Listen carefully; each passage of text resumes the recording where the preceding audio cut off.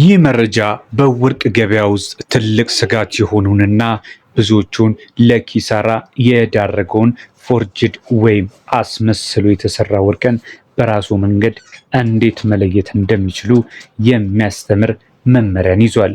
የእውነተኛው ወርቅ ፈተና። ሰላም። ቆይ በእጃችሁ ያለው የወርቅ ጌጥ ወይም ሳንቲም በእርግጥ ኦሪጂናል መሆኑን በምን እርግጠኛ ናችሁ? ብልጭልጭ ሁሉ ወርቅ አይደለም የሚለው ተረት ዛሬ በገበያችን ላይ ካለው የተራቀቀ የማጭበርበር ስልት አንጻር ትልቅ ትርጉም አለው። ብዙዎች በደፋ ቀና ብለው ያጠራቀሙትን በሺዎች የሚቆጠር ብር አውጥተው መጨረሻ ላይ ፎርጅድ ወይም ደግሞ ተመሳሳይ ወርቅ በእጃቸው ሲቀር የሚሰማቸው ቁጭት እጅግ ከባድ ነው። ዛሬ ኦሪጂናል ወርቅን ከፎርጅድ ወይንም ተመሳሳይ እንዴት መለየት ይቻላል? 5 ቀላል መንገዶችን ማንኛውም ሰው ቤት ውስጥ ወይም ገበያ ላይ ሆኖ ሊያደርጋቸው የሚችለውን የባለሙያ መለኪያ ዘዴዎችን የምንመለከት ይሆናል። ይህን ቪዲዮ እስከ መጨረሻው ከተከታተላችሁ ማንም ሊያታልላችሁ የማይችል የወርቅ አይን ይኖራችኋል።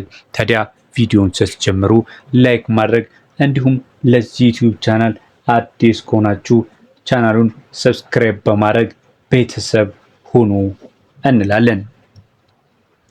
የመጀመሪያው ልዩነት የማግኔት ፈተና ነው። በዚህ ቪዲዮ በዚህ ቻናልም በተመሳሳይ ብዙ ጊዜ ብለናል። ይህ በጣም ቀላሉና የመጀመሪያው መለያ ዘዴ ነው። ንጹህ ወርቅ ማግኔት የመሳብ ባህሪ የለውም። እንዴት ይደረጋል ካላችሁኝ፣ ጠንከር ያለ ማግኔት ወርቁ አጠገብ አስጠጉ።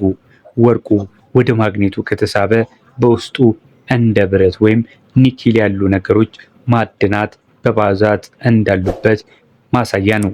ልብ በሉ ታዲያ እዚህ ጋር አንዳንድ ፎርጅድ ወርቆች ማግኔት የማይስማማቸውን ማዕድናት ሊጠቀሙ ስለሚችሉ የሙከራ ብቻውን 100% ዋስትና ባይሆንም የመጀመሪያውን ጥርጣሬ ለመፍጠር ይረዳል። ሁለተኛው መለያ ዘዴ ደግሞ የቆዳ ፈተና ወይም ደግሞ ስኪን ዲስከለሬሽን ቴስት ይሉታል። ኦሪጂናል ወርቅ በቆዳችሁ ጋር ሲነካካ ቀለሙን አይቀይርም። እንዴት ይደረጋል? ጌጣጌጡን በእጃችሁ ይዛችሁ ለጥቂት ደቂቃዎች አጥብቃችሁ እሹት። በእጃችሁ ላይ ጥቁር ወይም አረንጓዴ ነገር ከቀረ ያ ወርቅ ኦሪጂናል አይደለም ማለት ነው። ምክንያቱም እውነተኛ ወርቅ ከላብ ወይም ከቆዳ ኬሚካል ምላሽን ስለማይሰጥ ነው።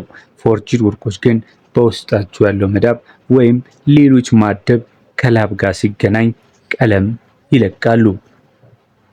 ሌላው ደግሞ የሴራሚክ ሳህን ፈተና ነው።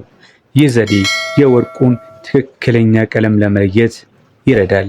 እንዴት ይደረጋል ካላችሁ፣ ቀለም ያልተቀባ ወይም ደግሞ አንግላዝድ የሴራሚክ ሳህን ወይም ቁራጭ ይውሰዱ። ወርቁን ከሳህኑ ላይ በቀስታ ይጫሩት። ውጤቱ ሊሆን የሚችለው ሳህኑ ላይ የወጣው መስመር ቢጫ ከሆነ ወርቁ ኦሪጂናል ነው። መስመሩ ጥቁር ከሆነ ደግሞ ጌጣጌጡ ወርቅ ሳይሆን ሌላ ብረት ነው ማለት ነው። በአራተኛ ደረጃስ ካላችሁኝ፣ ያንን ከመንገር በፊት ቪዲዮውን እስካሁን እያያችሁ ነገር ግን ላይክ እንዲሁም ሼር ካላደረጋችሁ እጅግ በጣም ታዘብኳችሁ።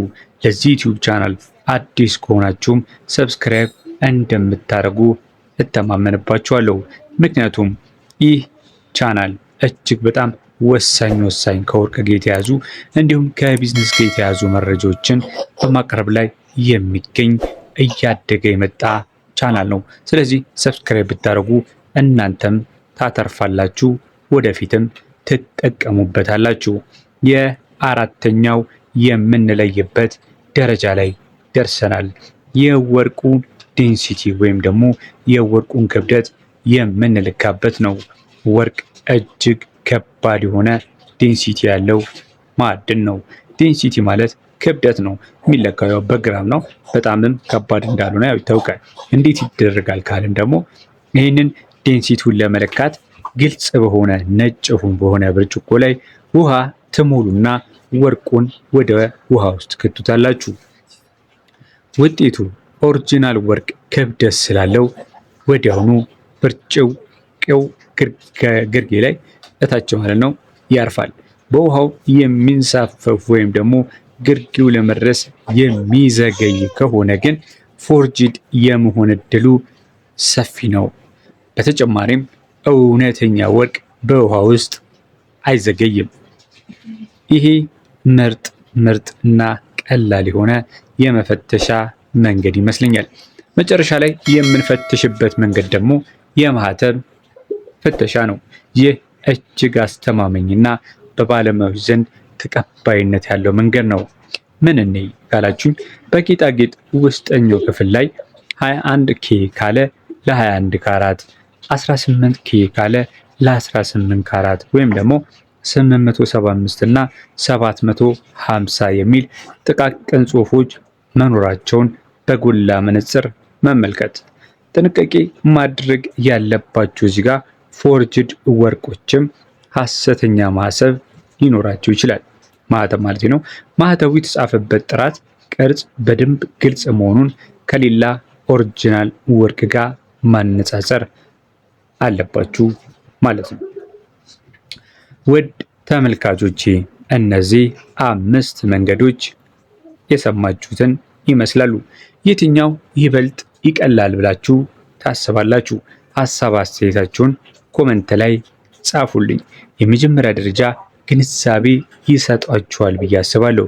ቢሆንም ግን ትልቅ ግብይትን ስታደርጉ ሁልጊዜም ሕጋዊ ደረሰኝ ካለውና ከሚታመን ወርቅ ቤት መግዛት ብልህነት ነው እላችኋለሁ። ገንዘባችሁ የወርቁን ዋጋ የሚያክል ስለሆነ ከመግዛታችሁ በፊት መመርመር አለባችሁ።